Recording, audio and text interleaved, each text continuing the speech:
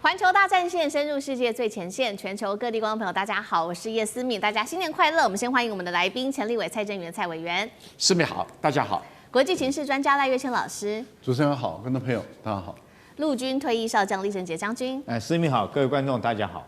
好，观众朋友，今天节目一开始，赶快来看到，在2026最新的一年到来，但是两岸在这个时候是摊牌年吗？我们来看到，在新年谈话当中，习近平主席特别喊到了说统一不可挡。赖清德总统则是持续的强化嚇阻。现在我们看到，在两岸之间有这个军演练备战，外交布局，台海是否正式的进入到了对撞时刻呢？今天一起来关心3个火线话题。今天请来宾帮我们特别做解释。第一个，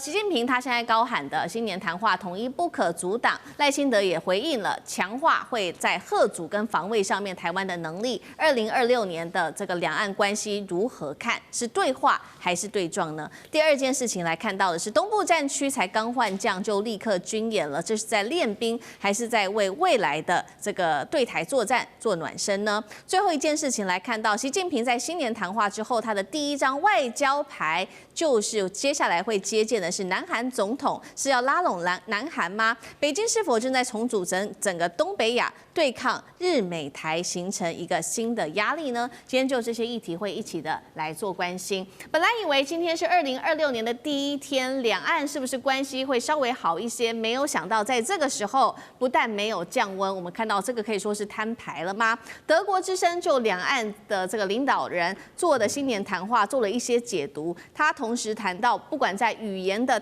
强度、态度上面都是明显升级的。我们先来看到习近平主席怎么说。新年谈话，他这样讲，他说这是一年难忘的一年，是纪念抗战胜利80周年。同时，他难忘的事情还有设立了台湾光复纪念日这一天。最后，他还表示了两岸同胞血浓于水。祖国统一的历史大事不可阻挡。另外一头，我们来看到赖清德总统在2026年的元旦演说，对两岸关系也没有加以修饰。他特别谈到了两岸关系的时候，他说，面对中国大陆持续升高的扩张野心，国际关注台湾人有没有自我防备的决心？因此，台湾必须要强化国防，强化嚇阻的力量。节目一开始要特别请教委员怎么看了两位领导人的谈话，2026的两岸关系接下来会呈现一个什么样的样貌？习近平也特别谈到了他最印象深刻的事情，不管是台湾光复纪念日，或者是中国人民抗日战争胜利80周年，都是最难忘的事情。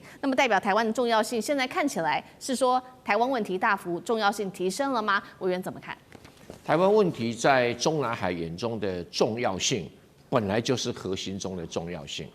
但是台湾所涉及到的内内外外的问题也很多，这个优先性也好，重要性也好，有多大的急迫性，目前可能还在评估当中。换句话说，在中南海眼中，台湾问题很重要，很重要，但是有多急迫，那不一定，不一定哈。所以目前他在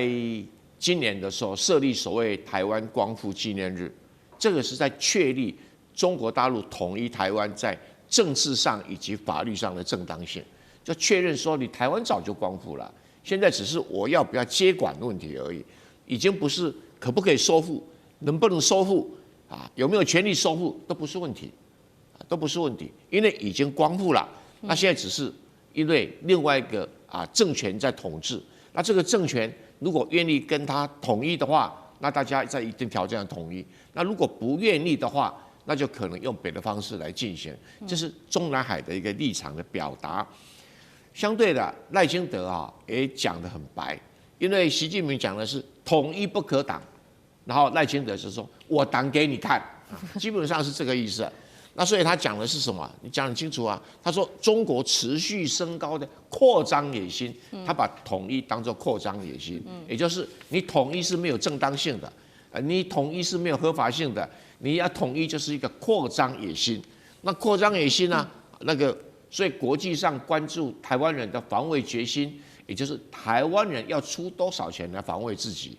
换句话说，在赖清德眼中，只要有足够的军费预算，就能会有足够的装备，也就能够抵挡住中国大陆所谓的扩张的野心。那他完全否定统一的价值可能性，这个叫针锋相对。最近美国媒体都有在强调这个台湾可能没有本钱跟中国大陆进行军备竞赛。我认为不是有没有可能，根本不可能。这前提先确定下来，所以他所谓的台湾要有自我防卫的信心，你人有那么多吗？没有啊。绝对少数啊。那第二个，你的武器有比他精良吗？没有啊。而且台湾向美国买的武器，跟大陆自己做的武器，品质上没有好到哪里去啊，但成本至少贵了快2倍到3倍。而在一场战争里面，大家知道再贵的武器啊，都很容易当废品来处理。你看看这俄乌战争啦，一部坦克车坏了更没有时间修理啊，稍微一个故障就丢在战场上啊，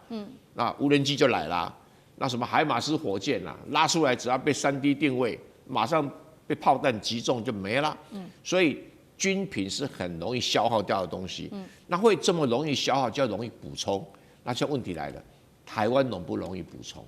啊？大陆容不容易补充？大陆它自己生产线开动就可以生产很多的枪炮弹药、导弹一大堆东西出来，台湾都还要，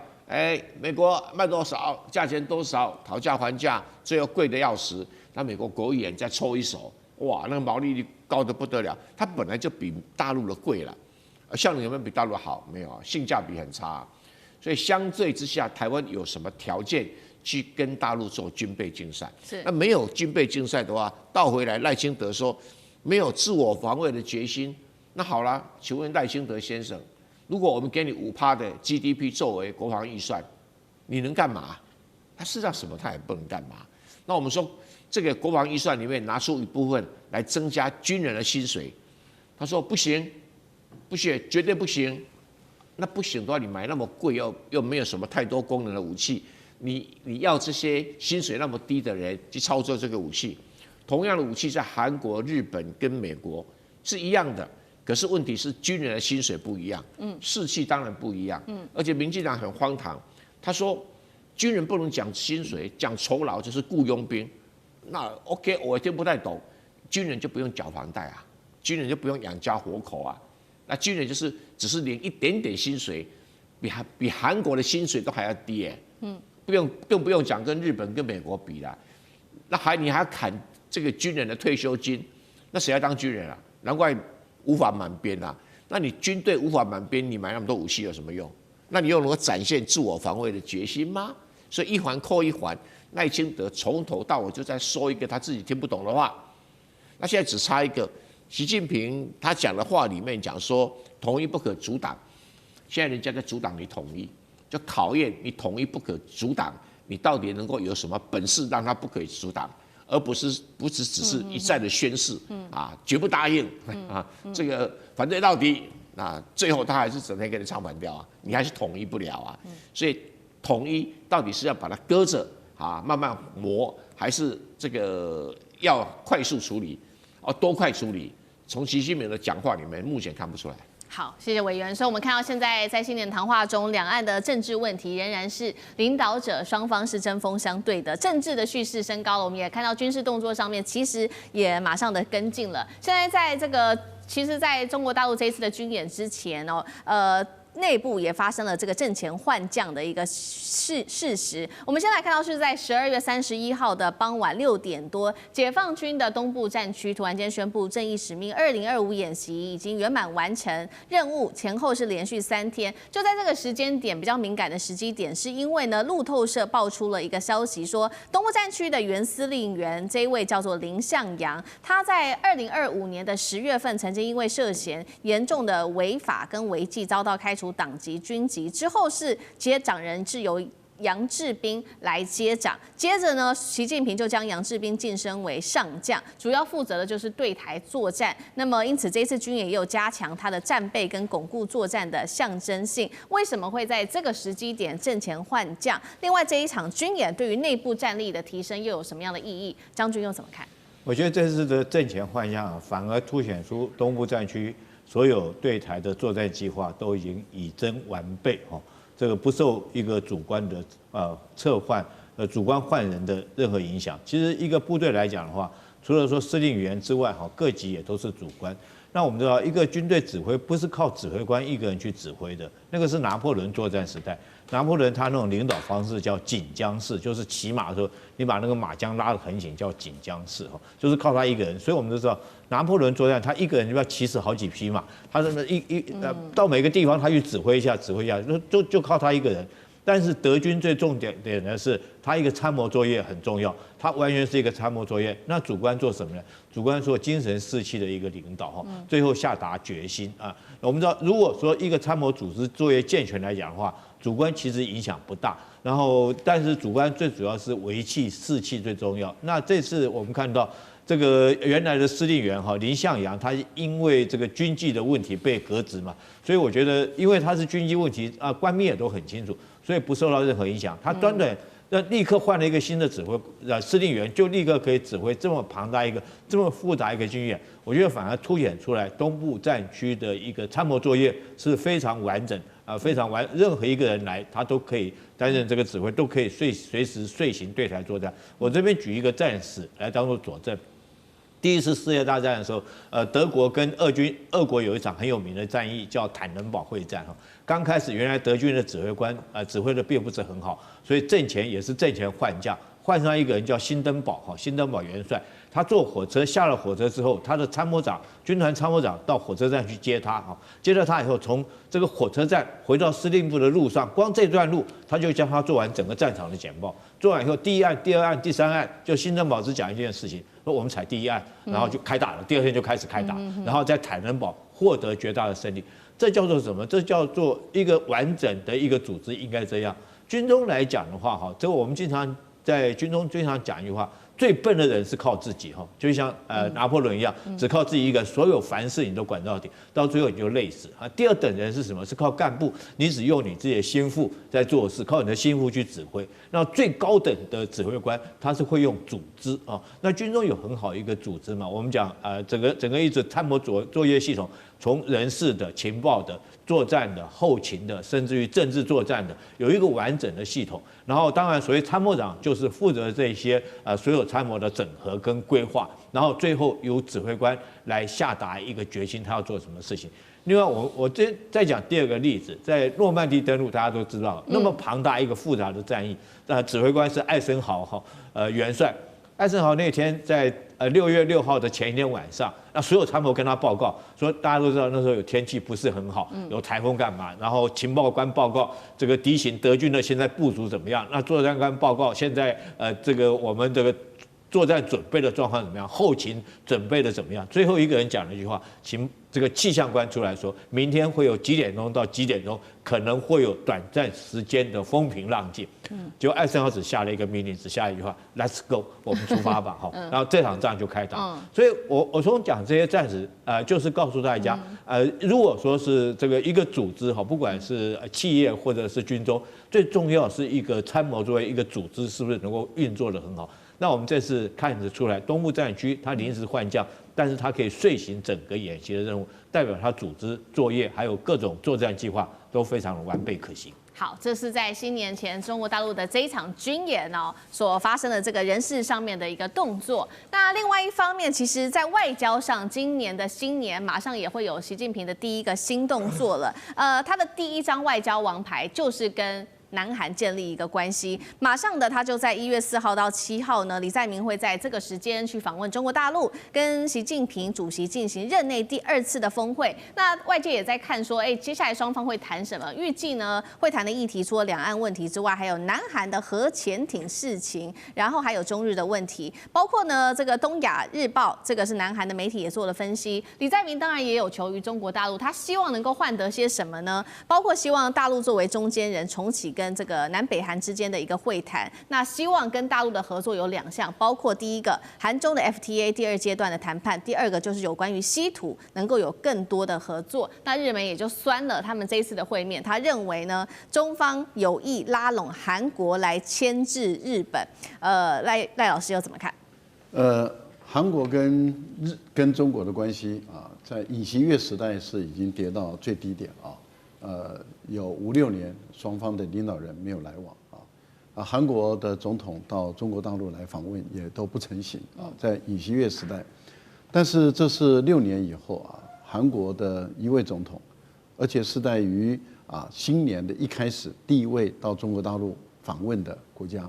这代表中国大陆给韩国很大的重视，也给韩国很大的面子这个对尹锡悦来说，它是外交上的一个成功，也是外交上的一个成果，因为川普更想到中国大陆去访问。川普曾经主动的说，他希望能够在这个元旦之后，在中国的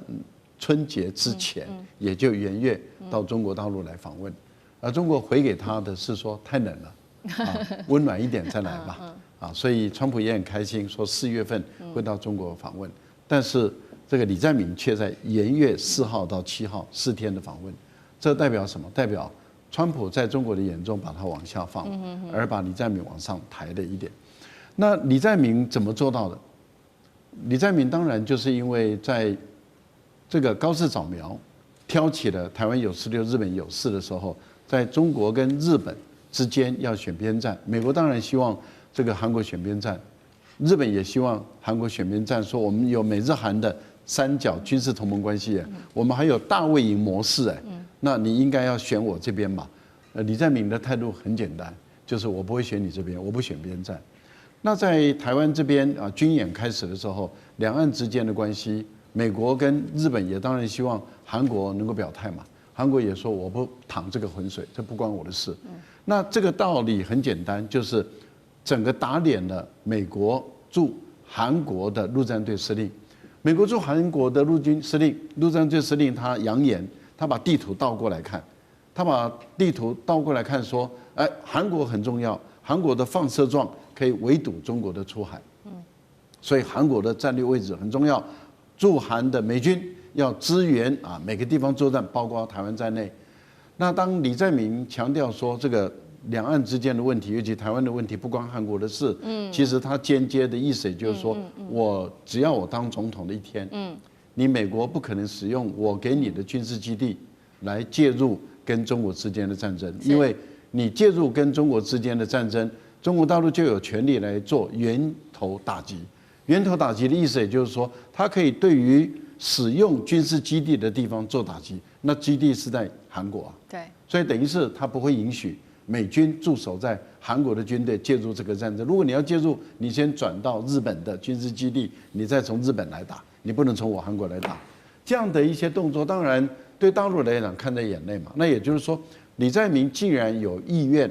要缓和跟中国的这个关系，不像尹锡悦那样在国内挑起仇中反中的运动，在国际上跟美国人站在一起，跟日本人站在一起来对抗中国。那对于大陆来说，这个当然是可以交往的好，核潜舰的问题就不大了。为什么说不大？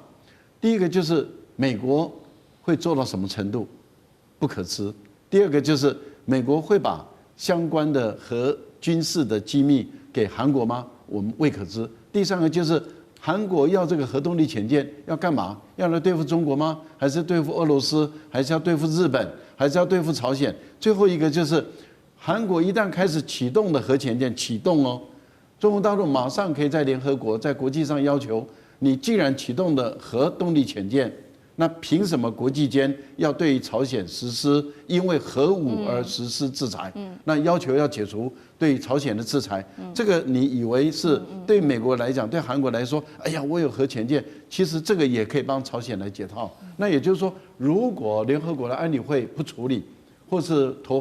否决票，中国大陆跟俄罗斯也就不会再遵守这个美国当初所推动的对于朝鲜的这个核制裁。那这个朝鲜不是就解套了？所以我觉得问题没有想象中那么大。那你说，中国会不会利用李在明去向日本施压？不需要了，李在明已经在还没有去中国之前已经表态了，还需要再施压吗？好，谢谢赖老师。那我们休息一下，马上回来。地缘政治、美中之争、战略价值、强权崛起、小国生存。现在与未来洞悉事件走向，掌握世界脉动，全球观点尽在环球大件事。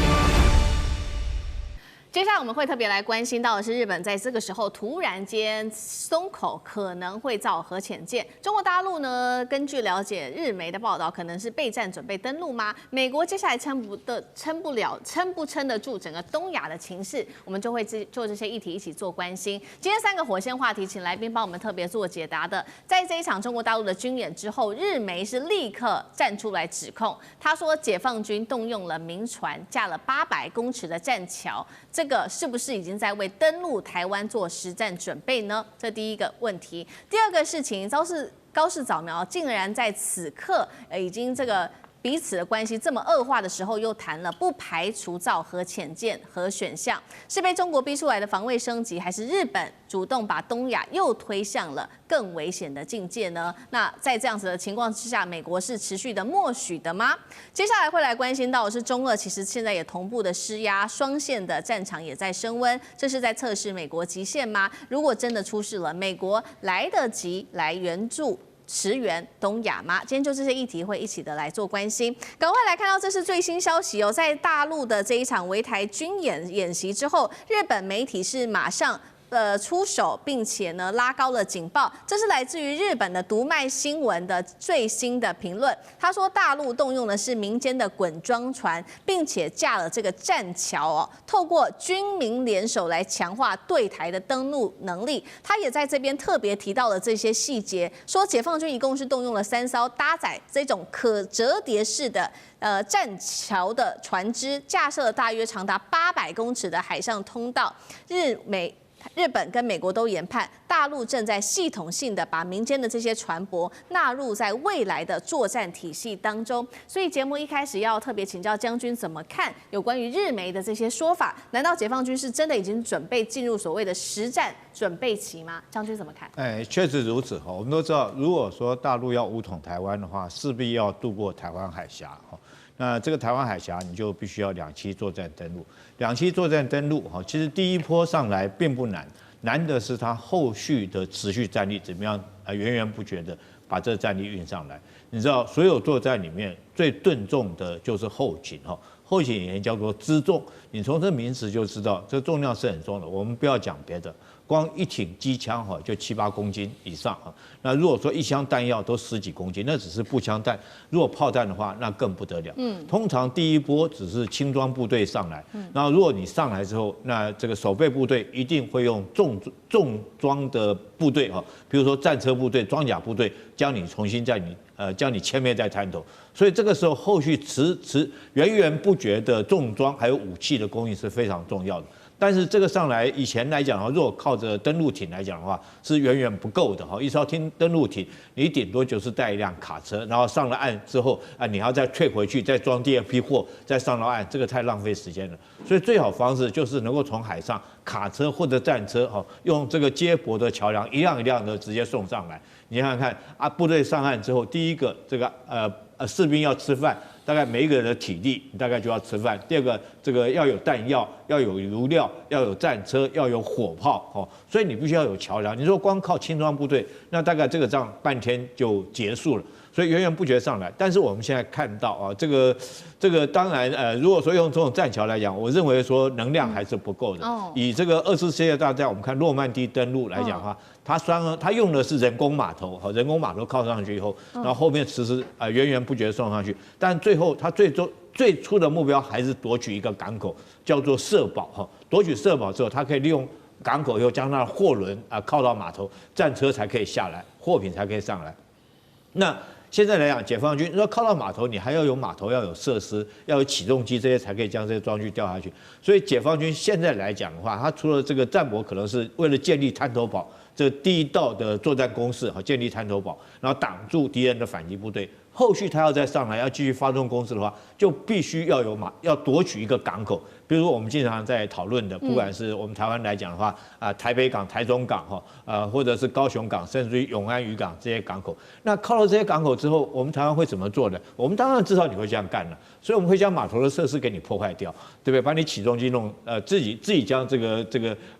这港口封锁起来，把这个机具给弄坏掉，让你没办法运用。所以解放军他又用了第二招，这叫什么？叫做滚装货轮。滚装货轮它就是，我就知道你会把起重机给我关掉，我没办法用起重机。对，我货轮靠上去以后，我这挡板一放下来。以前我是运比亚迪的车子的，或运怪手运推土机的这些货船，我里面就可以装个坦克车嘛。装个战车嘛，装个轮型车辆，我只要有个码头，这个甲板一放下来，我后面的不管是这个卡车、战车、火炮，源源不绝就可以等到下来之后，当然就可以发动攻势。所以它除了这个栈桥之外，它还有滚装货轮，这都是为了做攻台登陆作战的各项的两栖作战的准备工作。好，这个是这个日媒特别就这个解放军这一次的军演的动作，也做了一个在军事上面的一个分析。那另外一方面，其实呢，最新还有另外一个消息是有关于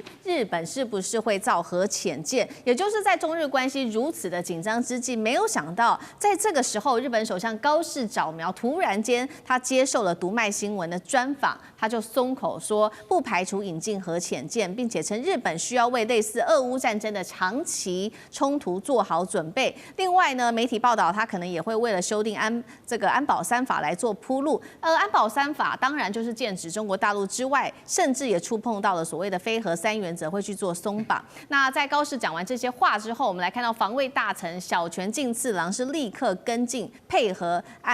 这个高市早苗造势他登上了美军的核潜舰考察，并且他也说应该确实日本应该讨论一下有关于核选项。那这套日本版的俄乌剧本就是立刻遭到了专家质疑，他们认为说你乌克兰跟日本是完全不一样的情境乌克兰是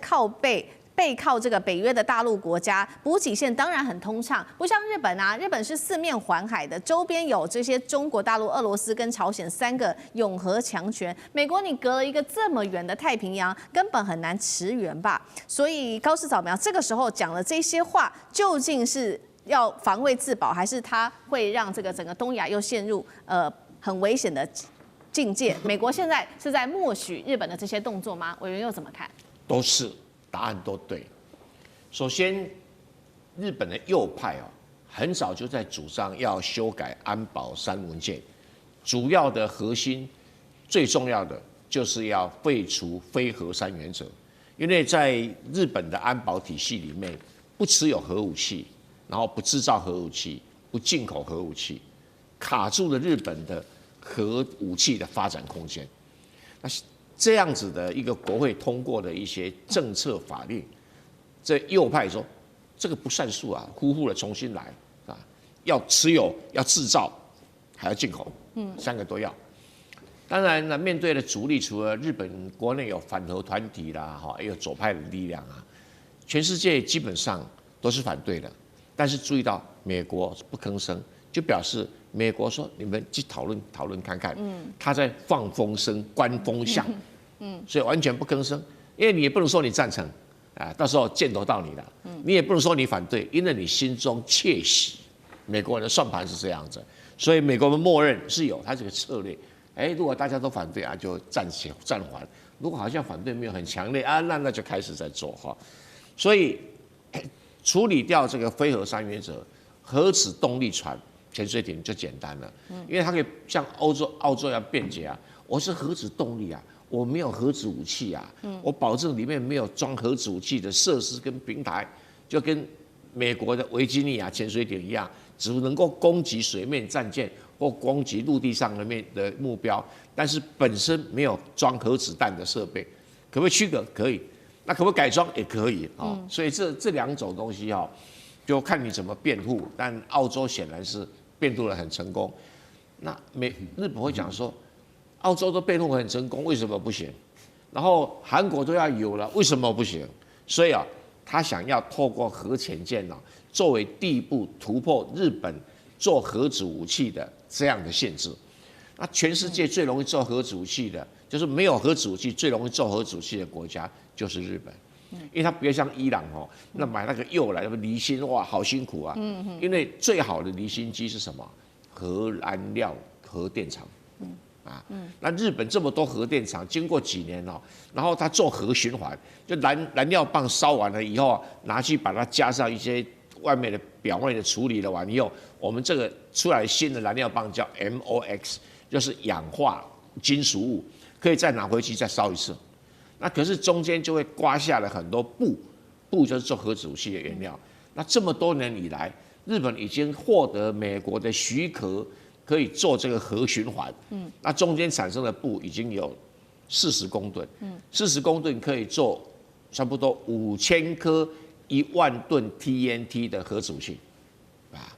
那对日本来讲，它不需要离心机啊，它马上就可以做了。它现在缺的是平台，是导弹，是飞机这样子而已哈。所以右派觉得我这样子做完了以后，我有核武器，我有核潜水艇，未来我还会导弹啊等等的武器出来之后，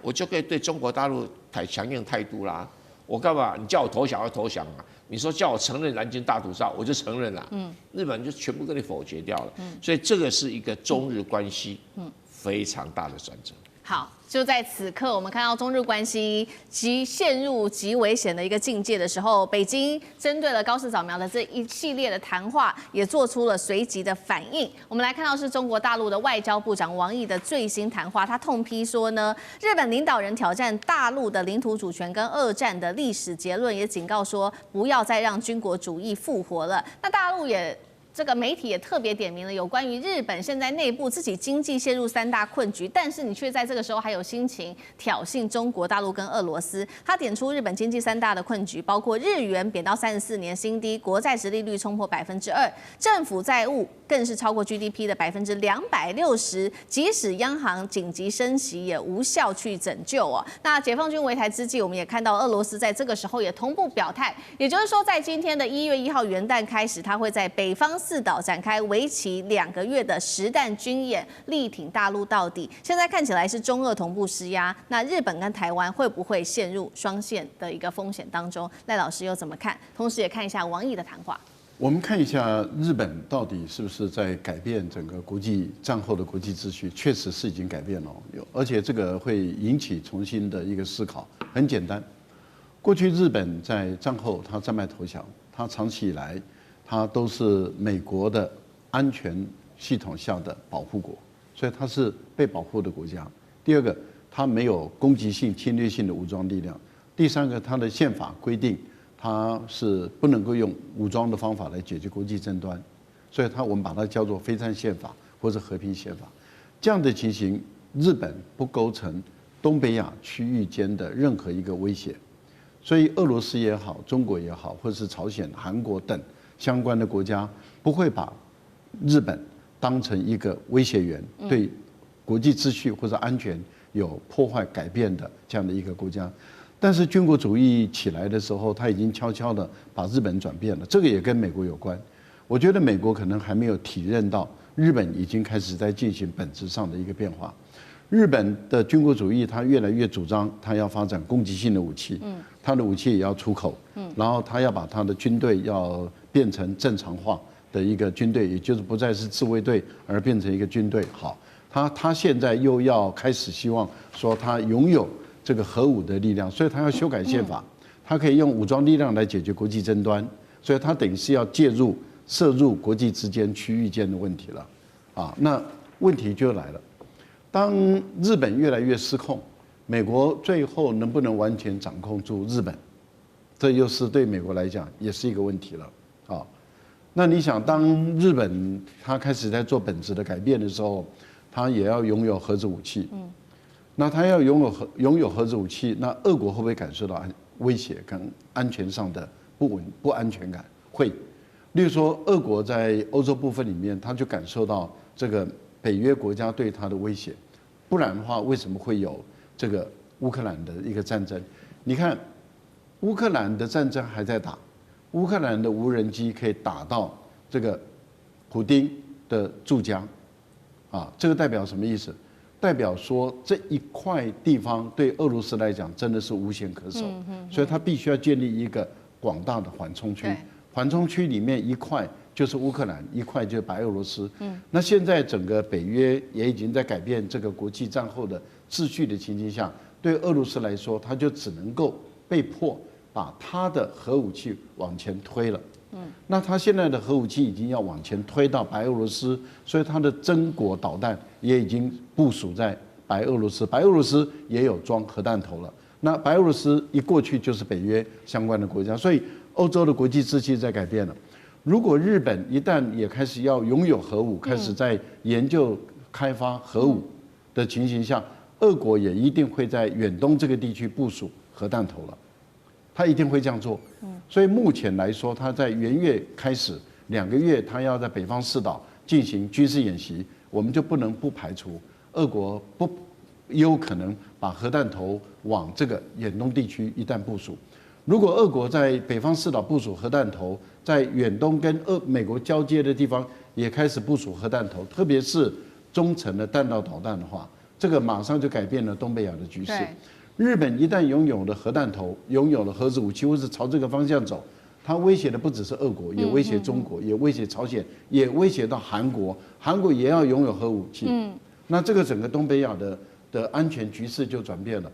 难道韩国人不会重新去想，你当时也侵略过我？难道美国人不会去想，你日本人也曾经侵略过我？而当现在的日本越来越衰败的时候，军国主义会不会回到他过去？当日本在走下坡的时候，发动对相关国家的战争，所以我觉得，日本相当有可能把整个东北亚的局势做改变。好，谢谢赖老师。那我们休息一下，马上回来。地缘政治、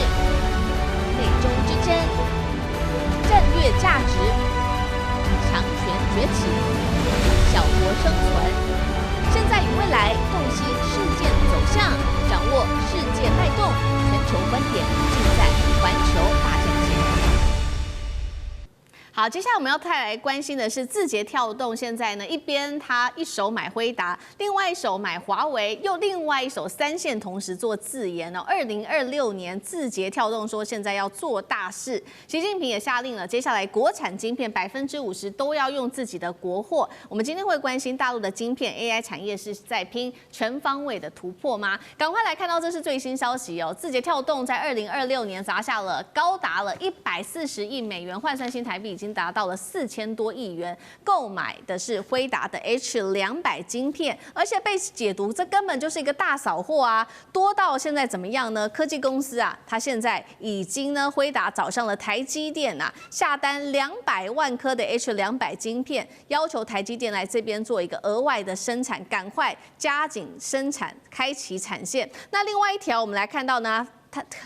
它同样还采购的包括了华为研发的升腾晶片，订单的总额或已经这边统计超过了人民币400亿，换算也是57亿美元哦。同一条线，我们看到字节跳动不只是对外购买这些晶片，自己同时也在做自己的研发。步入了试产的阶段，效能根据了解，甚至是可以媲美辉达的 H20，甚至成本还更低。这种 AI 双轨同步的策略正在进行当中。我们看到字节跳动3线齐发，2026被说要干大事了吗？AI 产业会不会在这时候全面的版图重新全洗牌？来，赖老师怎么看？我觉得全洗牌是不会，但是朝中美2大强的发展，这已经是一个趋势了。其他的国家都被排除在外了啊，不管是日本、韩国，或者是欧洲、印度等其他的所有的国家，在 AI 这个系统中，他们只能够去捡一些这个大巨人啊吃不完的掉下来的渣渣吃。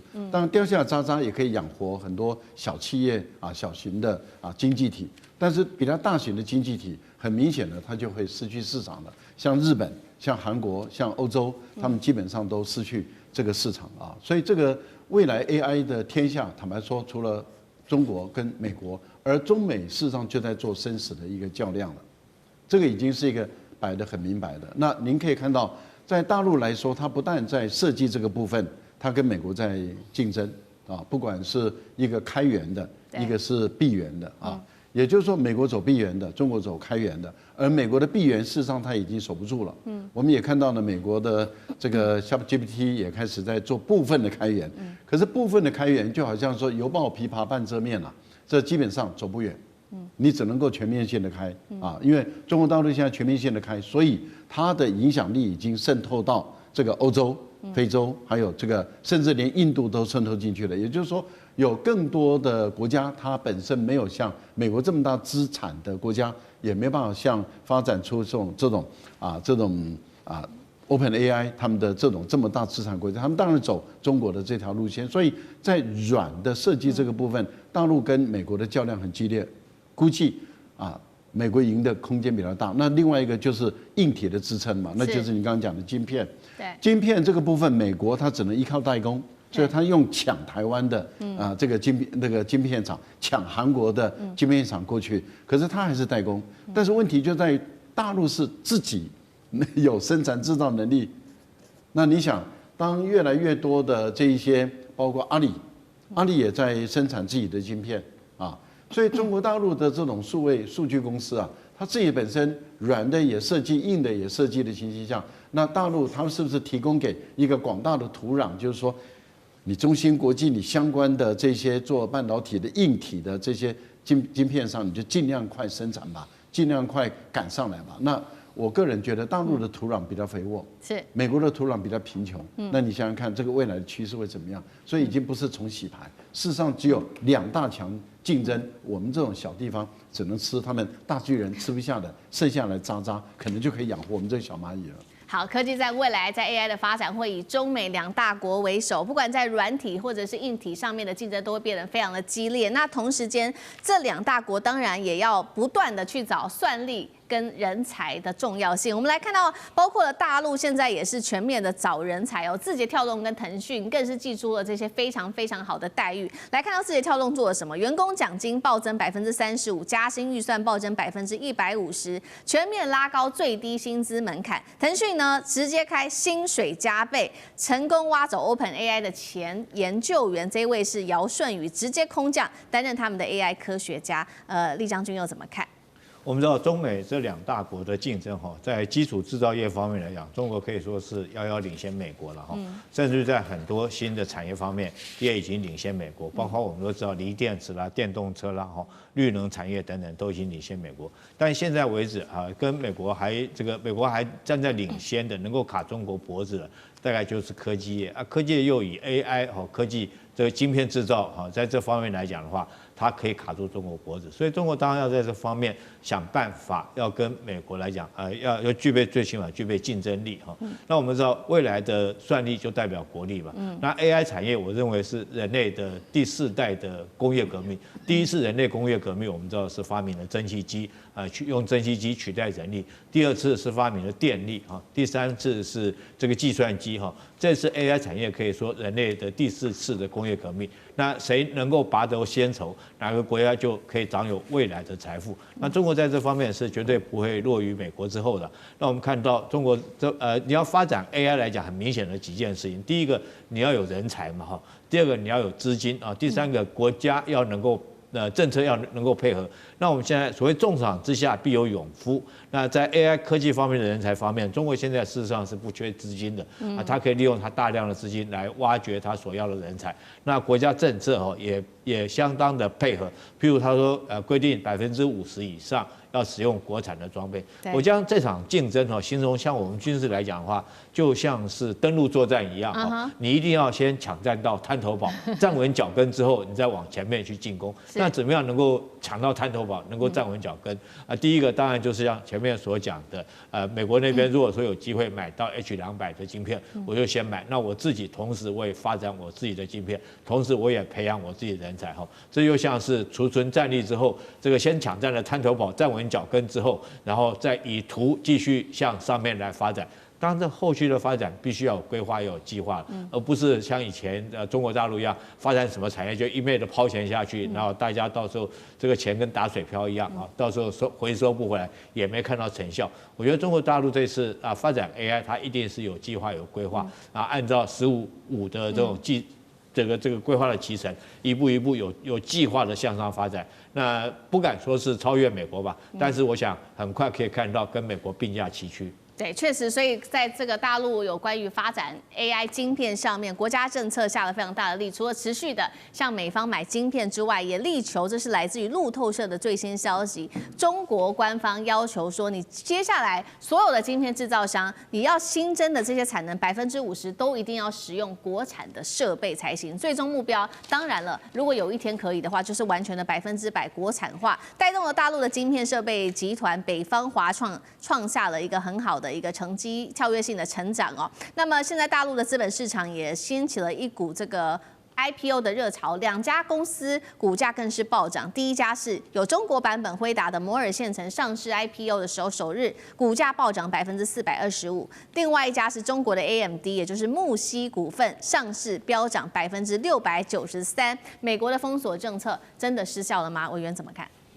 美国在推动科技产业，它靠的不是政府政策或政府补助，它靠的是资本市场。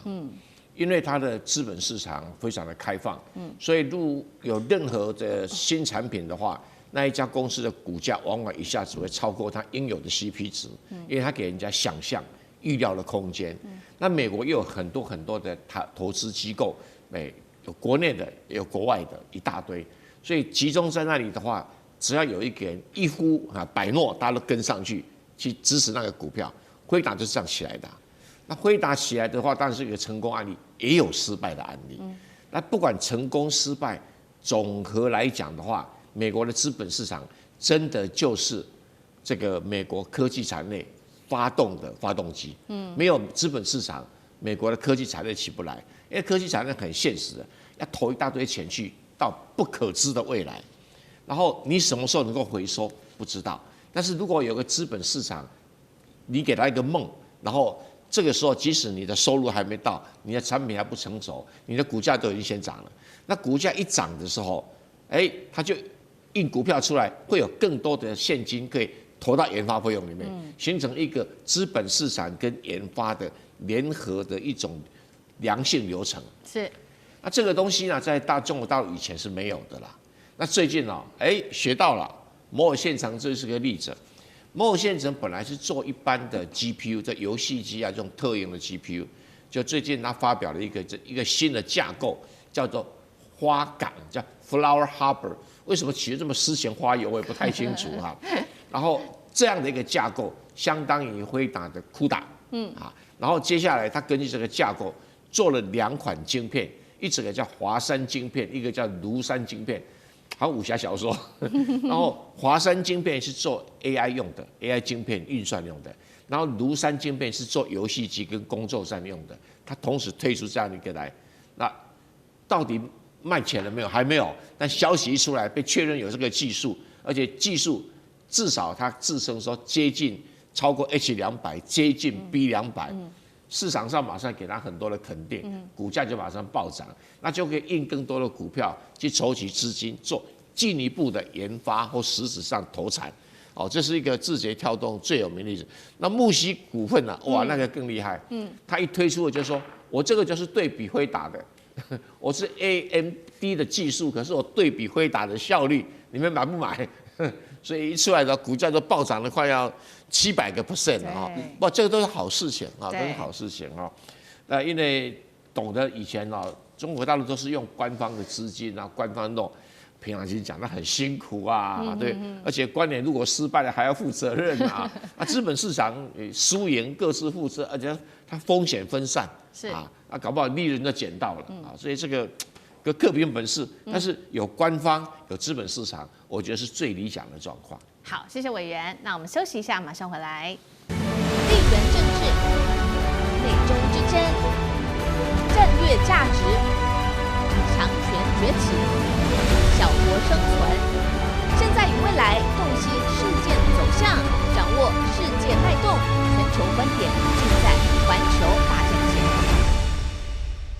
接下来看到到的是6代机现在大乱斗，今天要来特别关心到的是中国大陆的歼36加速成型，美国的6代机现在陷入难产，日本也要做6代机，它的这个计划 GCAP 的电战也崛起，东亚空战格局全面改写吗？今天一起来做关心，赶快来看到2025年大陆哦，确实我们看到它的6代机，不管是歼36、歼50是横空出世之后震撼了全球，结果没有想到1年过去，成飞的歼36现在已经冲出了3款的原型机，而且甚至有第3款的这一种原型机的一个试飞画面，现在在网络上面传出来，被解读是研发速度远远的超乎了想象。我们看到军事专家怎么形容，他认为这是大陆2025年的圣诞节大惊喜。那么我们也看到说，这个3架的原型机之间的结构其实有明显的差异，尤其今天要观察到的就是它的第3架的原型机没有了2架，前面2架有了这个叫做空速管的装置，所以要请教厉将军怎么看有关于第3架跟前面2架的差异，还有这个空速管消失代表什么样的意义？歼36会提前成军吗？将军怎么看？这确实这个研发的速度哈，真的是超乎预期之外哈。大家要记得，去年年底的时候，这个歼36才第1次试飞，第1架原型机试飞，到现在为止才不到1年的时间，已经第3架原型机在试飞了哈。那我先说明一下，歼36它现在名称已经取了，在歼10它叫做什么呢？它叫猛龙战机哈，歼20它叫威龙战机。你知道歼36现在取个什么名字吗？叫做很斯文哈，很文艺，叫做文谣哈，文章的文，谣它是一个鱼字旁啊，在一个用手摇机的摇的那旁边文谣，它是取自《山海经》里面哈，鱼生鸟翼的这种神兽哈，叫尧文尧。那为什么这个从以前龙系列改成尧系列呢？哈，我觉得很明显的，它就是从第5代机跃进到第6代机，等于4代的跃进，所以它用一个新的这种尧来代替，那也凸显出中国文化的元素在里面。那第1代机的时候，第一代这个歼36跟第2代差别很明显哈，主要有3个地方有差别。第一个是进气口啊，原来的是倒3角进气口，那它这个进气口第2代的时候将它改成就是无分流超音速的这个进气道哈，那可以增加它的引伸的效能。第2个差别在尾翼那个地方，尾翼原来是直接一个喷口而已，但是第二款原型机哈，它是可以2D，也就是它可以上下改变，可以增加它的机动性。那第3个改变哈，就是它的这种起落架有改变，起落架原来是前后并列的哈，前面那个轮子后面一个并列，改成这个双排并列的第2代，那当然可以增加它弹舱的容量。它试完之后，可能这1代跟第1款跟第2台。大概它各有优缺点，那它研究之后试飞之后，取其这个优点，然后做出来现在第3架。那第3架很明显的最大的一个明显的改变就是取消了空速管。那取消空速管当然是在试飞的时候，你要让飞行员他能够知道飞机的速度，然后来有利于飞行员操控掌握飞机。他现在将它取消，我觉得很快的，它就是要进入量产了，就大概就已经试飞。各项的数据都已经出来，开始要进入量产阶段才是这方面的改变。所以说，这个中国大陆他们这种战机的研发速度你不得不佩服。还1年的时间，这个同一款战机就已经有3种的原型版出现那速度真的是非常的快。好，那另外一方面，美国的6代机则是目前为止看不到太多的新进展。中美之间在第6代战机的研发上，这个接下来会越差越大吗？赖老师怎么看？这个已经是一个不同档次的一个差距了啊。过去大陆的这个先进武器的一个发展是追踪跟监就跟着你的前面的走。所以当时美国有 F-22的时候，中国大陆就在研发这个歼20美国在研发这个F-35的时候，中国在研发歼35，类似这样的一种追的一个方式。那所以我们就会发现说，过去我有个老师，你在前面跑，我在后面跟。但是6代战机是划时代的意义。为什么划时代的意义？美国现在才要立案，原型机都没有，对，然后那个图纸都还不清楚，然后就一个这个 PPT 的一个示意图，但是美国未来的6代机会是什么样都还不知道，但中国大陆6代机已经飞给你看了，这代表什么？完全是创新的了。那也就是说，中国大陆在6代机这个部分已经遥遥领先美国了，这是第一步。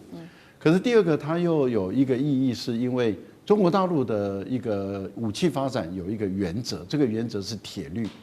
铁律就是量产一代，研发一代，然后预研一代。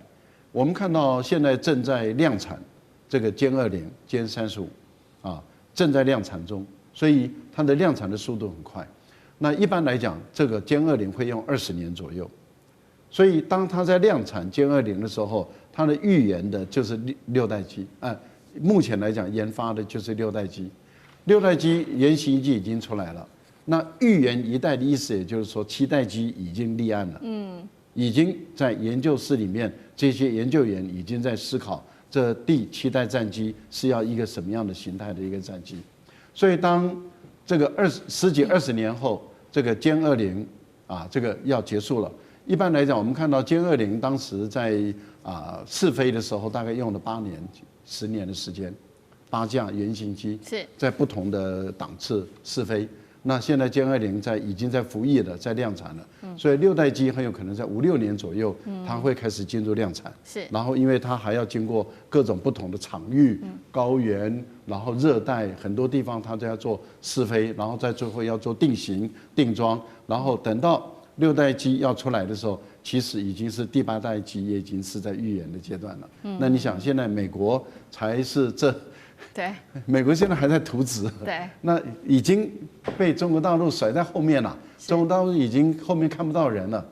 这个差太远了。好，这个是中美之间第6代战机的一个巨大差距。那日本呢也说要做这个6代战机，防卫大臣这个是他特别讲的，说他们这个计划叫做全球空战计划 GCAP。加上英国跟意大利一起来做，锁定是2035年服役，2030年首飞。它配备的东西，带观众朋友稍微了解一下小档案。全新的多功能射频系统，数据量是 F2雷达的1万倍，频宽处理强，不只能够搜索锁定，还能做电站干扰、通信、目标获取，把数据转为战场上面的主要武器。委员怎么看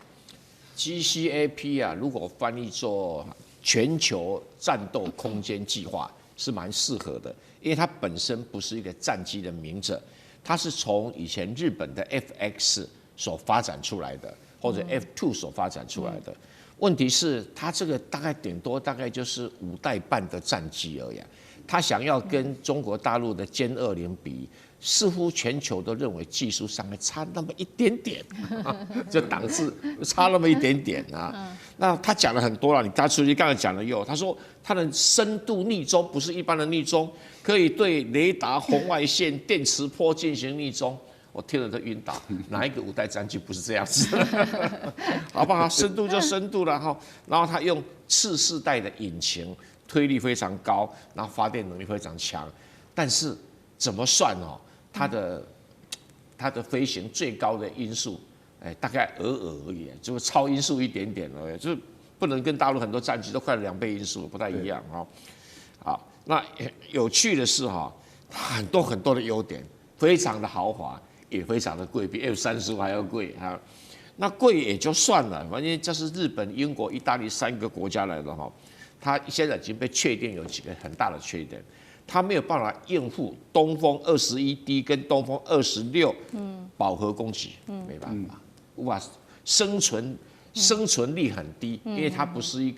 它是5代战机逆中的，可是它不是空中的王者，它不是，它是空中的指挥官，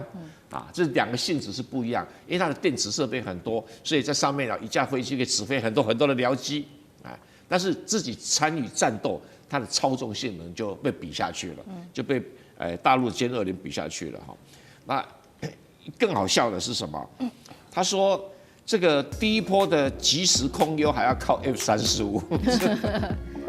那我就没话讲了。所以好吧，我们只能祝贺他2035年成功啊！现在也很难告诉大家说到底多大的效果，因为有时候美国很多武器，包括英国那种做一做到一半发现不太行。